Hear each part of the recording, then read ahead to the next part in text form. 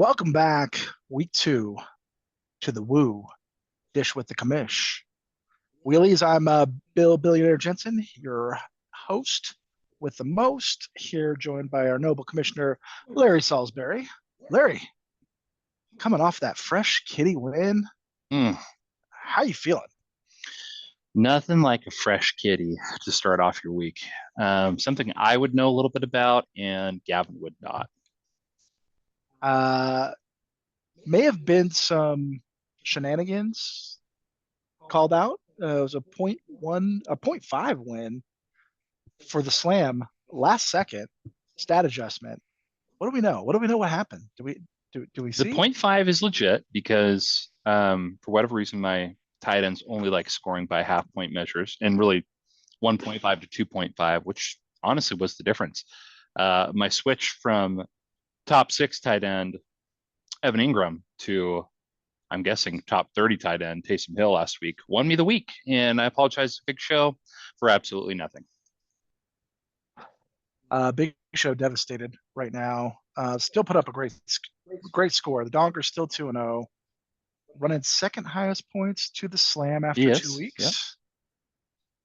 Uh, Donkers looking pretty good with a pretty easy matchup for Steadies this week. Ooh, I'm I a don't little know about nervous to that. face the Big Show. He's running all cylinders right now. That is, as we look forward, one of the marquee matchups. But let's do a quick week two recap. The kitty race, of course, won by yours truly. I'm going to collect on that $70 tomorrow. You know, it's kind of ungratifying as the commissioner and the holder of the funds to give myself a kitty because really just kind of stays in my Venmo. But this year I've decided to treat myself. It's going to go into my personal account. Might buy something nice with it, maybe a piece of slam swag. I don't know. We'll see. We'll see. I'm excited. I saw a brand new sweatshirt in the office here. Could that be a slam shirt coming? That is going to be a Coug shirt for this Friday, heading down to the game with the boy. It's going to be his 13th birthday, officially a teenager, bringing down multiple buddies and one other dad to the Coug game, San Jose State. Future six-pack rival, San Jose State. So I'm kind of excited. They're a 3-0 team. Cougs are 3-0. It's going to be a fun Friday night. Uh, San Jose, not part of the six pack. Aren't they? Did No, I get them confused? yeah, Fresno Fresno, State, Boise Fresno, State, Colorado Colorado, State, and San Diego State. and San Diego State. Yes, the much well-known, more well-known Aztecs. I don't even know if the San Jose. What are they? Sharks? Who knows? But 3-0 team, excited to go down. The boys love going to Coug games. I know you've disgraced the Cougs yourself, and you no longer go down. But Owen loves it. Very excited for the trip. One for two games this year. The Cougs with off their fresh one at the Apple Cup. Mm-hmm. Love that.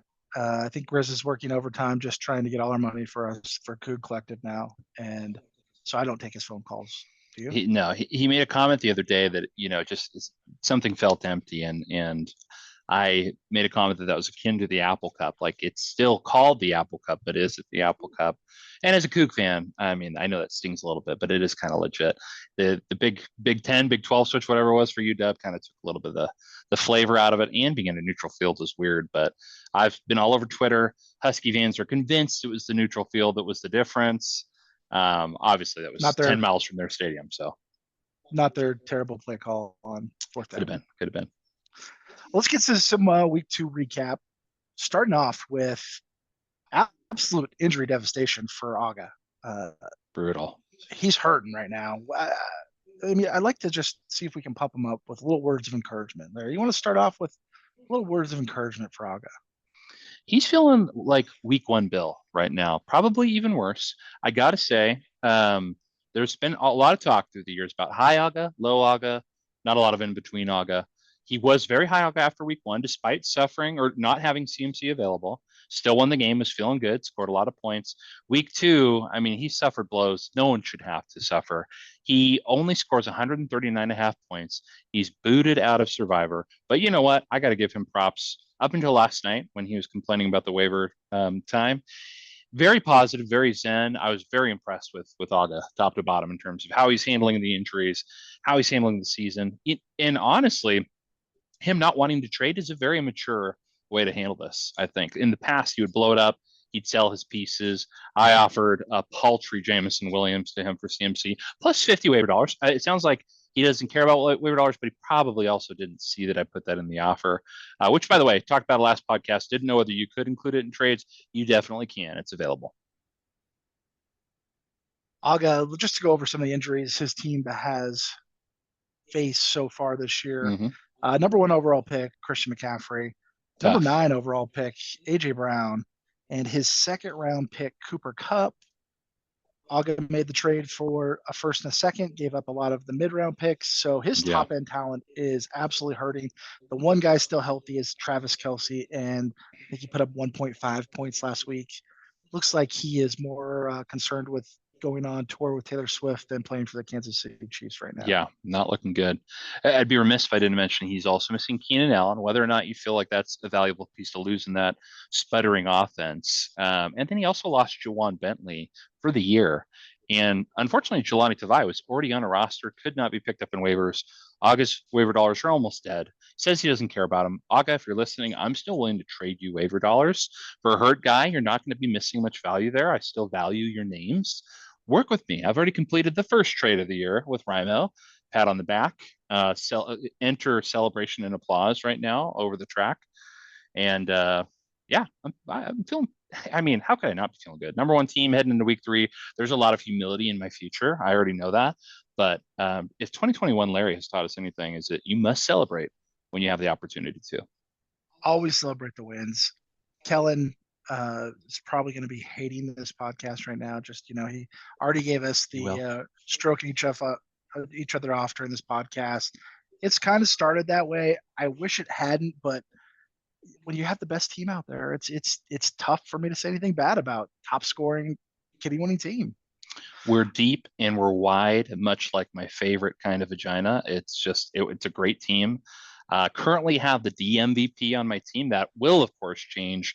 D linemen are kind of ruling the league right now. It might be that I overinflated their points, but when you go back and look at the 2023 scoring, which I posted in Discord, it didn't seem like it was that much more. We saw on average it was 2 points more per game at the position, but I think our top end guys, much like the Hutch, are benefiting even more drastically. I mean, so I'm very happy to have the current DMVP on my team. I think we'll see some changes in this as offenses start to catch up with defense. Yeah, we saw a little bit of that this week with some long touchdowns being scored. A lot of bonuses in the league this week in terms of 50-yard plus touchdowns. That was good to see. The passing yards still probably aren't where they will be by mid-year. Yep. And so I think we'll see some receivers and quarterbacks step up a little bit. Did want to call out last week, DeMarvion, if we go back to Aga real quick, Overshawn. Yeah. Went for 57 and then saw his snaps go down to about 20% this week. So rough. Overall, rough week for Aga, but like you said, his attitude was great until the waiver change last night, and then he's gone into hiding since waivers this morning. I'm all for spending your dollars early to get the guys you want. I think that makes a ton of sense, but to risk it on a guy with 1 week in a known like rotational linebacker field there in Dallas, like is very risky. And I gotta believe at some point he's gotta respect the waiver dollar a little bit more. He has no respect for the waiver dollar. It's the Canadian dollar to him. Like it's funny money, fake money. Over the years, he's done well on a couple, and he's struck out quite a few. So the Puka last year, obviously a great pickup for him, but good feather in his cap for sure. The NSIs really, other than Towner, do love to blow through those waiver dollars early and get out. So Chase officially out of waiver dollars. I'll go down to 1. We'll get into a little bit more of that later in the episode. But you mentioned Hutchinson, the MVP. Kamara, time is forgotten Kamara, and he is scoring touchdowns left and right on that juggernaut of a New Orleans Saints offense, which we all saw coming. There was no slander of Mr. Carr or any of that offense, Dennis Allen, at all in our talk this offseason. I think we all just loved Saints. No. Clint Kubiak has done wonders there. I will tell you the happiest person next to the Kamara owner in our league is Owen Solberg. Call out Owen. We'll be listening to this podcast in the car on the way to school. Loves the Saints, has just been feeling himself during Red Zone on Sundays with Derek Carr just slinging it. But Clint Kubiak going in there made a huge difference right away. They've opened up the playbook. Olave's downfield. Shaheed finally getting the ball more than 2-3 touches a game. And wow, they're a good offense because of it. And Carr, just slinging it. So Kamara, I mean, back to Rimo championship quality with 4+ touchdowns in the first 2 games. Obviously, I don't have no many had in the first game offhand, but 4 in last game really carried that team. And man, he deserves the OMVP right now. It's a running back DL league, and it shows in our current OMVP and DMVP. That's been the story of the season so far. Let's look at a couple matchups. So we saw Monday Night Miracle coming in Monday night with Nate and Kuhn matchup. Larry, what'd you see there? Boy, roller coaster of emotions. The whole game. It's well known that we have an office pool betting league. I think it's office football pool. Big Show, myself, you, Coach Peston. We all had a lot of funny money shares riding on the Eagles in that game, and Kirk Cousins, surgical last drive, gets down there in a minute flat, 4 passes down there. I think he misses 1 in the end zone to Ray, pass interference McLeod, and then London with the nasty cut in, cut out, left sleigh in the dust, touchdown. And that was the difference for Nathan. The disappointing up to that moment, pretty much, in Drake London, he totally redeemed it. Not only makes Nate happy, gives him something to look forward to, but wins him a matchup, which is worth its weight in gold in our league to get a W out of that. So, yeah, Monday Night Miracle. It's happened to me before. Chase was quick to point it out. He kind of sacked himself a little bit by doing that. And then saying it was going to happen to Caleb Williams, which couldn't have been more untrue in the Sunday night game. But I'm happy for Nate. I think we might have said Kuhn was going to win that matchup. Nate might have been rubbed a little raw by that. So good for him. And we were right until about 30 seconds left in that game. So right until we're not. We always are. Yep. Lot of talk in the text thread. We seem to have a new AGA in the text thread. Oh. Mr. Sakurada, very active. We should call him the anti-AGA, though. It's not a congratulations. It's more of a I'm about to piss on your face and take you out. Yeah, reminiscent of Bill in the playoffs a few years ago. He decided to buck the AGA, talk full shit, got hit. Talk shit, get hit. Sack, although he did win in week 2, and he's now a 1-1 team. Not a strategy. I mean, the fantasy gods are powerful. We've all been there. I'm shocked that he's going with that approach, but he got a win last week, so kudos. I've been burned by the anti-AGA many times. We don't want to believe in it, but we have to believe in it. It has power, and if somebody puts the AGA on you, if you don't shun it, you will feel it's like the witching hour, early morning on Sunday football. About 1 o'clock, 12 o'clock to 1, you get that witching hour. You can't get that AGA off on you. Bad things are going to happen to your team. You have to deny it. That's known. Maybe next week we feature like what the AGA and the SOC are, if there's any defense against it. But it's science at this point. We have evidence out there that it works. The scientific method has been deployed time over time. If you deny it, you're in good shape. No guarantee, could still affect you. But the science shows, the evidence shows, you do not deny the AGA, you're going to lose. You're going to lose, and you could suffer injuries. There's a lot that could go wrong. So, SOC's the new AGA. We mentioned earlier, AGA, the new Zen master, really up. I kind of wrote this down a couple of days ago, but up until last night, total meltdown by AGA. And I got to say, as a member of the competition committee, AGA, I expect a little bit more out of him moving forward. He needs to be thinking about the wheels of collective, not just Agatron. To think about the league, okay? I know you can do it. It's about the woo. The woo is for all of us. Yeah. And he can't just think about himself and wanted to stay up till midnight and have an advantage because he's at a waiver dollar. We all know what it was. AGA loves to stay up. He gets a competitive advantage. He's the only one willing to stay up to that time. Maybe even set an alarm. I think Nate's told me a couple times he set an alarm to wake up around that time. But when you're out of waiver dollars early in the season, as you've played it every year, you have to be there at midnight. To everybody's point, that was the only thing he gave us in terms of changing it back to midnight was I want a reason to stay up late. It just wasn't good enough for me. $0 waivers took care of all that. If we go back to ESPN next year, which is kind of a hot topic right now, and I'm totally open to it, we lose that among other things. So not only that, but the autonomy to change the waiver time. Like there's just so much in Fantrax, and I've wrapped my head around it, but if nobody else can, by the time next year comes, we're going back to ESPN. I'm not hard and fasting on Fantrax. The NSIs really have trouble with the technology. It seems to have slumped them.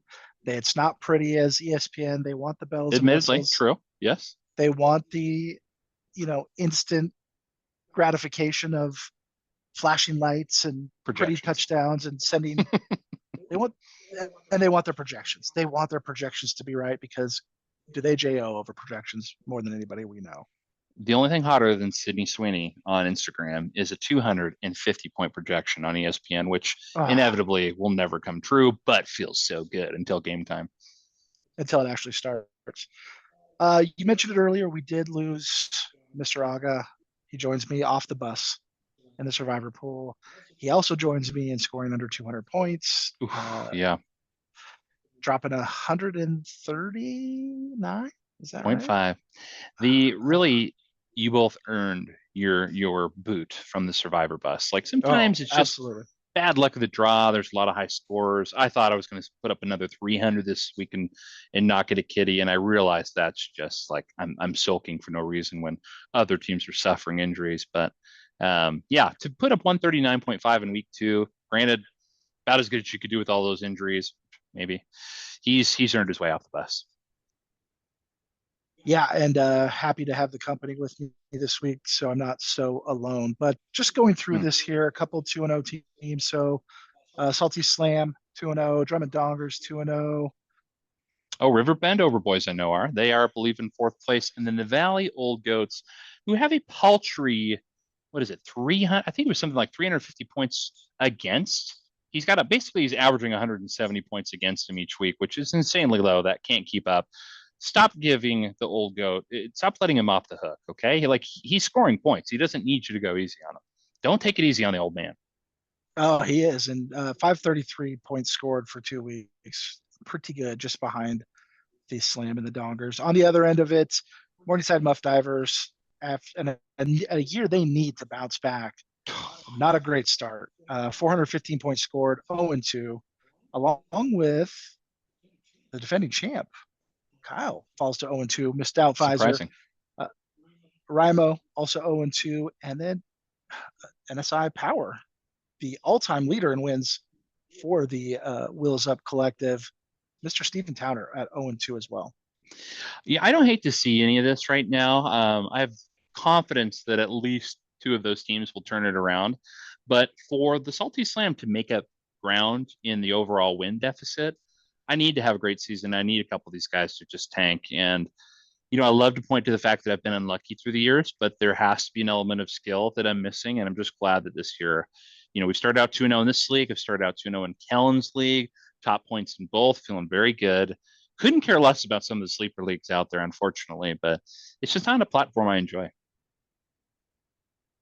We talk about Fantrax versus ESPN. We didn't bring up Sleeper, and Sleeper does bridge a lot of those problems. It It's a does. little prettier, a little bit more customization, but if we went to a third platform in 3 years, we might break a couple of these Oh, guys in we the. may as well just go back to ESPN if that's the case. I think by the end of this year, we'll have more than half the people on board with staying because of the amenities of Fantrax. But once again, wide open. I'm in this for the league, the integrity of the league, the collective. That's where my heart is, despite protests in the past about me, maybe being a selfish homer or gaming things. But I just really want this league to be fun. I want to be engaging, and that's really the one thing that'll push me back. If we have less trades because nobody appreciated the platform and it's just hard to use, that's a great reason to go back, and I will definitely do that if that's the case. Yeah, one trade so far this year. The Slam and Otis Orchard's ID department get together. Yeah, Bill, you Pretty ready fair to trade. say is there a winner or a loser in that trade? So Logan Wilson and Calvin Ridley, former Slam Chise members, are shipped off to the Otis Orchards IT department for a guy I love, Alex Singleton, the speed bump. Love that guy. And to get DJ Moore back, which, a piece of a struggling office. I mentioned that earlier in the Bears, but I've been a very long time DJ Moore truther, and I'm happy to have him back on the team. Ridley, he's looked good. He scored some touchdowns, but I have a feeling that Caleb and the boys there in Chicago are going to slowly start tuning things up, and DJ is going to be a monster. fair or unfair, is Caleb Williams the new Bryce Young so far? I mean, has he cracked 100 yards passing I in a see game yet? better. Yeah, of course. Yeah, I don't know if he's cracked 200, but he's cracked. He was about 150 this last game. There's signs of life there. Bryce never gave signs of life that I can recall. So I have confidence Caleb will figure it out. I like your point. You called this from day one that Jaden would have a better year than Caleb. Jaden hasn't exactly like exploded off the charts, especially like from a passing standpoint, but he's adding in the legs. His team won a game. I think you're right so far in that prediction. I would predict Caleb ends up far better than Bryce did in the rookie year, but could be wrong. One of the things we've seen with teams not playing much in the preseason starters is you have some of these young quarterbacks that look really good against backups, and then they get to the regular season and it's a whole different ball game. So I think Mm-hmm. you look at Bo Nix, you were impressed with in the preseason. Really Struggle. struggled, really struggling right now. Caleb Williams looked good in the preseason. He had the Hard Knocks hype. Struggled this first couple games. The Bears got that great defense, thankfully, but man, as a Keenan at DJ Moore trader, you just traded for him. There's a lot of questions there. I don't think DeAndre Swift is worth what he was paid. He looks terrible out there. Yeah, not Uh, great. Bears are really just kind of riding that defense, that awesome defense. Awesome Um, secondary. Really right like their secondary. One as one a of the as a Brisker things. owner, very happy with Oh yeah, I see. That's that's another guy I tried to snake for. Now the trades I've offered many trades through two yeah. weeks. Yours and mine might have just been a conversation, but very interested in Brisker. If you're looking to move him, want to make a deal right now on the podcast? Oh, I did say out there, Jonathan Taylor may be available from the Eddies today. OTB. So, uh, on the block, as they say. So, we'll see. We're not married to anybody on the team. Except for maybe Justin Jefferson. Love to see that 97-yard touchdown, and Sam Darnold looks good. Justin Jefferson looks back. So Oh, look great. I thank you all that drafted before me and let me get Justin Jefferson, the best receiver in the NFL, at number 8. So thank you, league mates. So week 3, as we look ahead here, the marquee matchup, I'll announce this one because you're involved in it. Marquee matchup for me, and I think for everybody else in the league, Eagles versus Dongers, two household names, maybe rebranded from the last couple of years, but we know who they are. Bill the Billionaire Jensen with the Eagle Ridge Eddies, Gavin, Lords, Big Show, Vern, whatever you want to call him, Heaton of the Drummond Dongers. Really, he's a co-owner on his team. I don't know if he's announced this, but Ben Schmidt's dad, who lives right next to him, is actually the majority owner of his team, whether he realizes it or not. So very excited to see that matchup play out. Big Show heated this week after I came in with that 0.5 victory Monday night. He is ready to take it out on you, and I'm sorry for that. Also heated that we didn't pick him in the pod last week, and he let us know that we Oof. were wrong. And so I'm a little scared. I think he's coming after me this week. I think he's going to have all guns blazing, ready to go. He did lose Pachunks. I Tough think one. we have to talk about injuries. I think it's affecting not just Aga, but we're losing some marquee players here real early. The Rams are a mess with both Cup and Puka out. I think they're on their like fifth string guards at this point. Everybody just keeps on going down Yeah. in LA. We had Pacheco go down this last week, so a lot of high draft capital has been lost to injury, and uh, I'm just hoping that will carry me through. That loss of Pachunks for Big Show gives me a little bit of advantage as we head through here. He did have Jordan Mason though, which was a fortuitous draft on the That could Big be Show's a part. league winner style player this year for sure. And there's not a ton of them to go around right now. The Jordan Mason pick was very clutch. Aga declared that nobody drafts other players' handcuffs. That couldn't be further from the truth. I don't know where he gets his information from, but people take handcuffs all the time. Especially Kyle. Kyle Weber has every Oh, handcuff on his yeah. bench. That's all it is handcuffs. He's just waiting for that time to say, "Fuck you. I'm not spending my money. I'm got your guy for free." He's the champ. He knows what he's doing. Yeah. The other one I think worth mentioning is my number 2 marquee match for week 3 is what I'd like to call the Fantrax Hater Bowl with Towner and Aga, former teammates. Now Towner looking for his own solo championship. We've mentioned that. I'm hoping Aga stays engaged all year. I'm hoping he doesn't announce his retirement because he knows that if he does that again, per the bylaws, he's unfortunately out the following year, and we don't want to see that. We don't. We don't. Uh, I think both teams projected for really low score. This has to drive them crazy. Yeah. I think Towner's at 170. Just as of this moment, 176.2, Aga 164.9. Not inspiring a lot of confidence in either team. This will be the toilet bowl of the week. Very well could be. For Aga's mental health, I hope he can come out ahead on this one. Yeah. Well, I just hope he gets over 200 points because, like, if you're going to suffer through some losses, you got to be scoring some points. One thing with your history books that you never called out was total points, which I still have an issue with, but we march on here. So what was your record overall? I don't know. It was about 50-50 at best, but your boy can score points. He just can't always win. I set the schedules and usually I just shoot myself in the foot with them, but that's part of fantasy life and I accept it. As we continue through this, I'm just going to go real quick to you. Just give me who you like in the matchups. Okay. I will sub in for yours. So we will sock you versus Chase's Towner Top Aga Bottom. Boy, I really don't want to hate on Chase again because despite his terrible offense, he scores points. It almost bit me in the ass. Well, not almost. I mean, there was one point where he scored a lot of points and he was pretty frustrated with the amount of hate that he took from us. So I'm just going to say this: Chase, he's a winner in this league. He knows what he's doing. I no longer think that he had a terrible strategy. I think it was a questionable strategy. I could say that in the draft, but he's able to limp together some offense. His Connor pick is really clutch. Saki Yaki, if he comes out talking shit again, I think it's going to bite him. I'm going to take, despite the projection, I'm going to take Chase this week. Chase this week. Miss Doubtfire versus the Pocket Agents, two heated golf rivals. Both teams. Kyle's 0-2. Kellen's coming off a big win last week. Who do you like here? Also, I think we upset Kellen with our pick last week too, if rumors are getting back to us. So yeah. Well, good news for him this week. I'm going to take the Pocket Agents over Mrs. Doubtfire. Both guys feeling pretty good right now. They're coming back from Canada. I heard some great things about the trip. Wild Horse 2024, the Wild Horse Classic video dropped while they were in Canada. They got to watch that amongst some Wild Horse alums there. So very happy that they were happy with the video. Just looking at the matchups on here, JSN, huge breakout last year. Or last week, excuse me. He looked awesome. I was very happy to see him producing underneath, so it could open up some things for my boy DK. He was initially distraught when I took DK, but honestly, for the value, JSN probably the better deal. Love his team. Love Rashee Rice. He's looking great. Spears, I don't know if I think he's a little dinged up. Pollard's looked a little bit better in that offense. Amon-Ra looked like he was limping very hard in the game. So right now it looks like he's got no injury tag. And then the only thing I really don't like about his team is probably the quarterback in Trevor Lawrence. One of the biggest posers, I think, in the league right now in terms of where he should be with that offense, with that coach. He's got Doug Peterson there. Like, I don't think there's a lot of reasons why he should be bad, but playing in Buffalo Monday night, if he needs points there, that's maybe not one he can really rely on.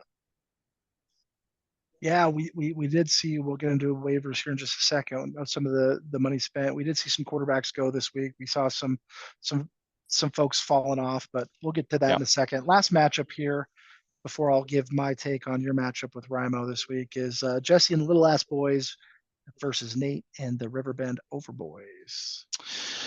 You know, Jesse's team, I've been riding that one. He did have the Tua injury. That's really tough. Nate being a 2-0 team, you could definitely make the justification there. He's got Mahomes at Atlanta Sunday night. Like that matchup for him. I think he's going to go out there and sling despite the fact that they don't have a running game, or it looks like maybe much of one. I'm going to take the Riverbend Overboys this week. I know, Jesse, my number one prediction. Baker's a nice sub, but without that pop for Tyreek, Skylar Thompson, I don't know if he's going to get the ball to Tyreek as much. I'm just going to give the edge to the Overboys this week based on the fact that the Little Ass Boys are in in an injury hole there. Plus, there was a recurrence of the Little Ass Boy Sunday. I don't know if anybody caught this. I think they did. Max Crosby punching holes in the chest of Gardner Minshew on the same team. Don't like the camaraderie there. I'm going to take the Riverbend Overboys. I will say, Max Crosby lit a fire in Gardner. And Gardner's one guy that can take coaching, take that hard feedback, being called the little ass boy. Can't touch his swag. I'm pretty swag. big outside of this. His swag's so good. Gardner had that offense looking good in Baltimore, that big upset. So Brock Bowers looked great. Devontae Adams was over 100 yards in the tutty. The other reason I'm picking the Overboys is because Jesse wouldn't trade me Brock Bowers. So totally spite pick here. I think it would be very hard to claw Brock Bowers out of his cold dead hands. Like he's a Raiders fan. He loves Bowers. There's no, even with George Kittle, the number one tight end right now. An oasis in the wasteland that is tight ends is Brock Bowers. Yeah, Not only is he performing great, he's a rookie. Like rookie tight ends, we know like don't always do very well.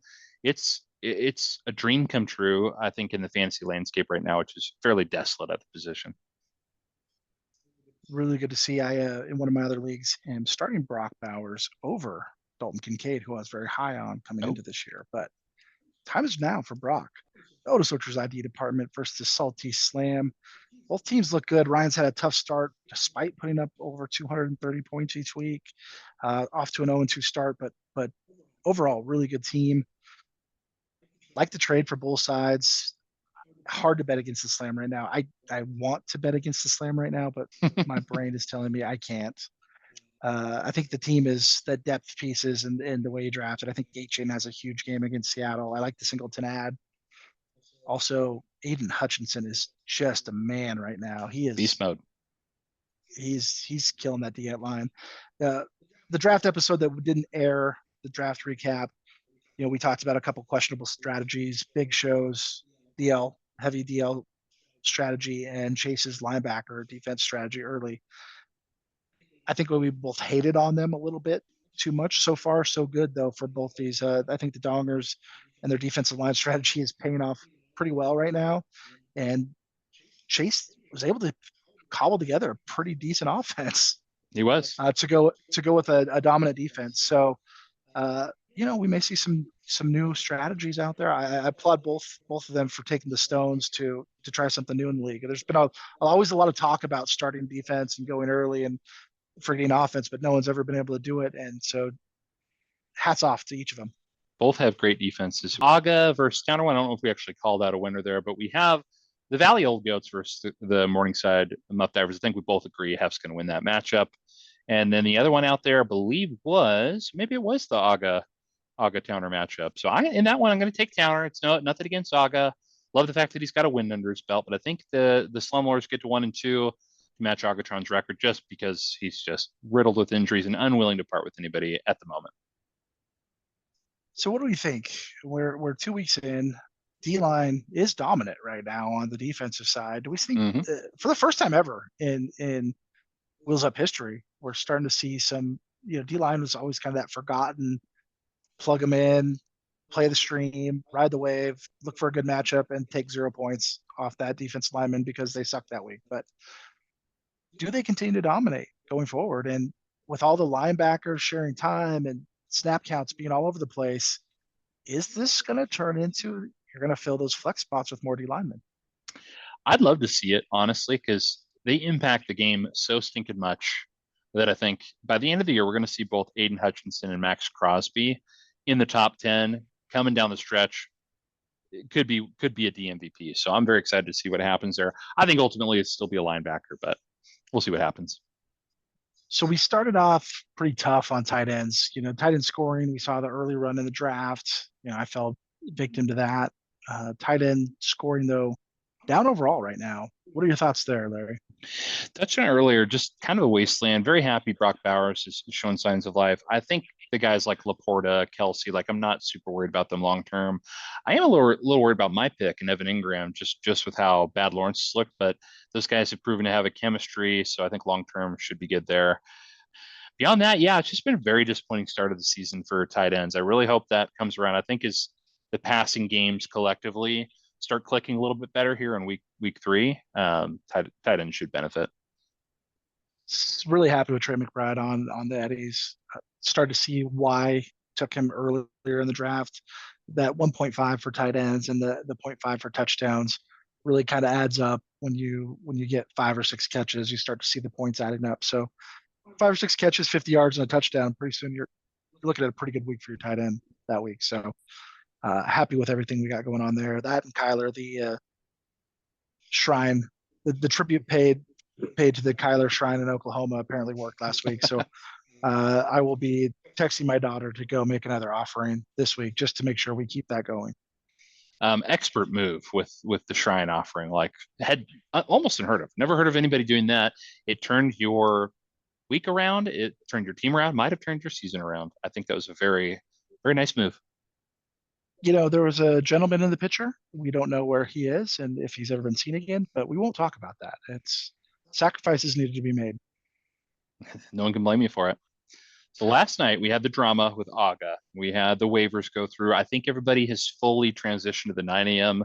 waivers. It's really nice with the guys in office because we're sitting here huddled around our computers, getting ready for them to go through, and then all of a sudden the notifications just flood, and it's fun. I really like it. So unfortunate for those who don't get the in-office experience, but the only holdout I really heard of was Aga, and then Towner being a good brother-in-law, trying to just trying to make his brother-in-law happy. I appreciate that about him. Hold it off for another week, but I think the right move was to do it right away. To be consistent through the whole season. Like I said, Aga had selfish motivations, and I mean, part of me wanted to give in because it was such a tough week for him, and then part of me said, "We know what you're doing. This can't happen, just for you." Like true friends and brothers, when someone's riding too high, you want to cut them down. I'm sure many people are feeling that way about me right now. And when they're down, you want to lift them back up. And that's just what brothers do. So right now, I feel like I want to lift Aga up. I'd love to give him some of my extra waiver dollars for a fair exchange of players as well. So hoping that he comes around on that this week. I'd love to make a deal with you, Aga, if you're listening. Let's get something done, buddy. Aga sounds like he's team no trades right now. He's distraught that all his players are hurt, and his one big piece left is Travis Kelce, who was absolutely stunk up the field the first 2 weeks. Yeah. So He needs no, to take his medicine and make a trade because it makes him happier at fantasy football. It makes him sometimes makes better decisions, sometimes worse, but he just enjoys fantasy football more when he's making trades. And in a down year, which I've had multiple times, a one-win season, the only thing I really loved that year was making all these trades. And I knew they were kind of dumpster fire trades, but it kept it interesting week over week. I had basically a new team like the last 6 weeks, and it was fun. So I think Aga, no panic in him yet. I think that's wise. He needs to wait out this 3 or 4 week injury period he's going through. But to Ryan's point, Rimo's point, no season long injuries for him yet. So yeah, still light at the end of the tunnel. he needs to get some wins during this time. He needs to make sure that his folks are scoring points, and he can get a couple wins. Obviously, harder when your best players are hurt, but 2 or 3 weeks of this, I think he should be back to at least a couple of those guys playing. Yeah. With that said, waivers did you touched on a little bit. Waivers hit this morning. What surprised you? What were some of the big overspends, maybe some underspends? Any surprises in there? So the four that I have highlighted, Carson Steele, who was a very hot waiver pickup in all leagues. He went for $36 to Chase. We had Kareem Hunt, who is on the practice squad currently of the Kansas City Chiefs, go for $30 to Grizz. I'm not going to make an assessment there yet. Does feel like an overspend for a guy that didn't have a ton of competing bids. Derek Carr, $26 to Aga. I think that one makes sense. That's although he's low budget, that's probably a good use of his funds to get a guy that's in a hot offense right now. And the other one was Sherwood, the kid for the Jets that's kind of filling in for Mosley. It looked like Mosley was going to be out longer. I hear it's a toe injury. It doesn't sound like they expect him to be out a ton. The Sherwood kid contributes on special teams too. I was watching him pretty closely. So $22 to sack for like maybe a 1 week fill in, but does have like some IDP utility even if CJ comes back.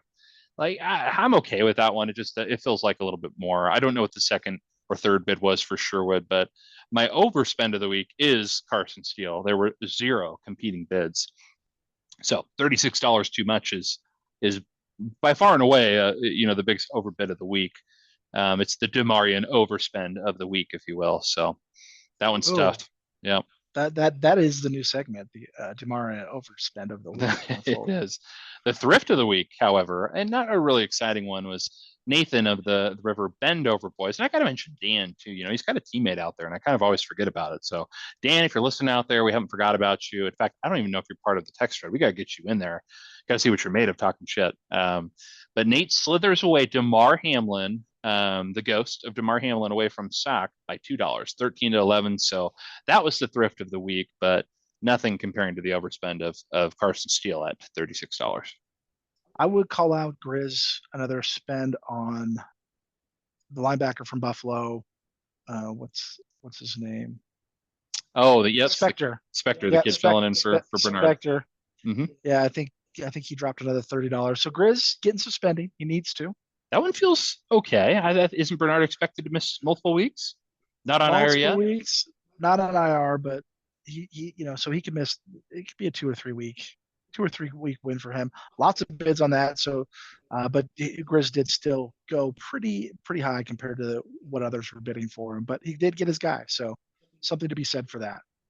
Some D linemen out there that went. Boya Mafe, $10 to the Slumlords. Don't hate that. He's looked pretty good to start the season. And I was in on a guy that has looked electric in his first two games in Jared Verse. And I just didn't have, I had $1 on it. It wasn't even close to what he went for. And rightfully so. He should have gone for more than $1. So the Verse pickup, I think that is a guy to watch this year. He could be a guy, in my opinion, that ends up with 12 plus sacks. I think he looks really good. Well, it doesn't feel like the Rams are going to be on offense very much going forward. So that's a tough one. I'm trying to see was Grizz the guy that picked up? I might be wrong there. Who picked up uh Spectre? Spectre, no, it was Chris. He picked him up for 35 It was Grizz? bucks. Yep. Okay. I didn't see him on his roster here as I Yeah, there was just an Alante Taylor pickup by the Pocket Agents. I think that's a nice use of budget there. I mean, I've been watching the Saints quite a bit with my oldest kid, and not only is he decent in coverage, the dude tackles hard. He's kind of fun to watch at the cornerback position, playmaker. So really like the Alante Taylor pickup. DBs, like it seems like they go in that like 9 to 15 range week over week. It still feels very rotational to me. Like I picked up Tony Allen, and I'm thinking what August says every week, about Devin Lloyd or other people's. Like, is this guy even playing? I looked after the game; he had 100% snaps. He did. I don't think he had a tackle until the end of the third quarter, and then kind of had a nice little stretch for me. But DBs are all over the place right now. I mean, Buda Baker's playing pretty well this year, but there's nobody that's really just that locked in Landon Collins of old. So. Alante Taylor, as good as any other pickup at the DB spot. I think that one was nice. yeah, some host had a couple overbids where he was pretty high over Spectre and uh, Drew Phillips, I believe it is from the Giants. He picked him up. Also Yep. I also bid on him. I think host went for $14. I think I bid three. So uh, hey, sometimes you got to spend to get your guy. You got to make sure. And with these 9 a.m. waivers, the bid creeps in the morning tend to get to folks here early. So far as you start to wonder what everybody else is doing and start to see people strategically pulled up waiver articles and Yeah. wondering what they're going to pay. So overall, though, a pretty good week of spending. We mentioned Aga, Chase out, Kyle and myself are the cheap ones of the group apparently. So I think I'm sitting at Oh yeah. 107. I think Kyle's 110. So I don't think he spent a dollar despite his 0-2 start. Still feeling confident. I talked to him this morning. The defending champ has that trophy to back him up, so he's not too worried. No. I have $99 left too. I'm feeling pretty good.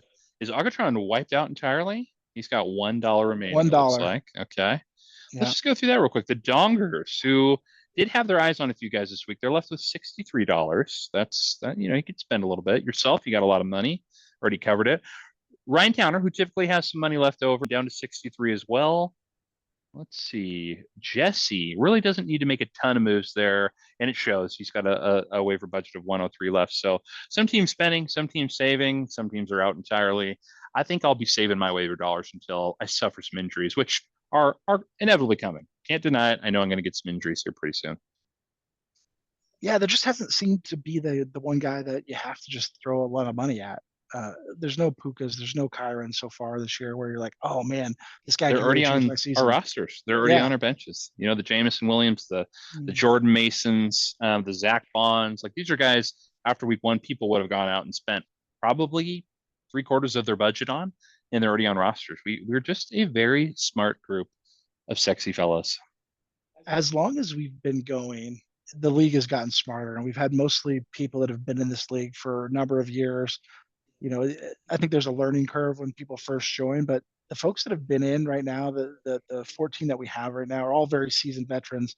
There's not really any layups in the league anymore right now, which is, there's no Chuck Hooks or Tony Flagaros or, shout out boys if you're listening.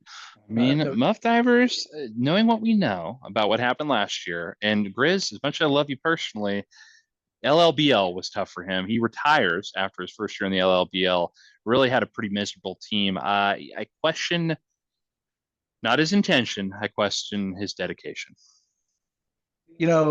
very busy man. We mentioned the Coup Collective earlier. His wife has a very successful business she's running. He's a lawyer. He's got 2 kids. Big Coug fan. I, he, I just don't know where his prioritization is in the fantasy world right now. Like you said, he stepped away from the basketball league, the LBO, and has hasn't had the best showing the last few years here and Wheels Up. So Grizz, you're fighting for your life here, buddy. Better pick it up. Amen to that. Well, last year I think it was Connor on the block for me, just from an engagement level, and it was Grizz for you. And one of those guys is gone. The other one, I hope he's not. I hope he reengages, and I hope he dominates. He's doing well in Yahoo. I got to give him that much. His team looks pretty good over there, but that's not good enough. You got to do it in the big league where it matters. Kellen's leagues just don't matter. And I hope Grizz turns around too. Last year missing the draft really, really, really stuck out to me. And then having Kellen draft his team and drafting a terrible, terrible team. Uh, just it was a tough showing last year. So It was. Grizz can make it up to us with some of that delicious Korean food, though. We would love to Even sample just the more of dipping that. sauce. I'm not going to say he's the Oh, new sauce boss, but the nothing. Well, first of all, Megan Solberg not a fan of dipping sauces with her flows, especially when it's fresh. She let me do it during leftovers. She was willing and able to let us use that dipping sauce this time around. And talk about an elevation. It oh, went right up. We could do a whole pod on draft food, on Flo's chicken, you name it. Maybe we'll have a special pod some point, but that really elevated the Flo's chicken in a way I had not seen and did not expect. Claire Brandel, dynamite sauces, Dynamite dynamite sauces. sauces. Yep. Yep. Yep. All right, Larry. So that'll about do it here for us, unless you have any parting thoughts before we go. We're on to week 3. I'm hoping my Bengals can claw out of that dirty little jungle they've been in. Monday Night Football. We got Jaden Daniels going that night, so I could be relying on him to beat my Bengals Monday night in order to stay 3-0, and in order to make my Bengals go 0-3. So a sad thought, a sobering reality, but I'm just cheering at this point. My Bengals first, my team second. That could change. Oh, my team's always first. I'm a bad sports fan. I'm very fair weather. I would rather my team win. As we go through this, remember 2 Monday Night Football games this week. Thursday night kicks off tomorrow. As always, when work sucks, put those wheels up, boys. Go Slam.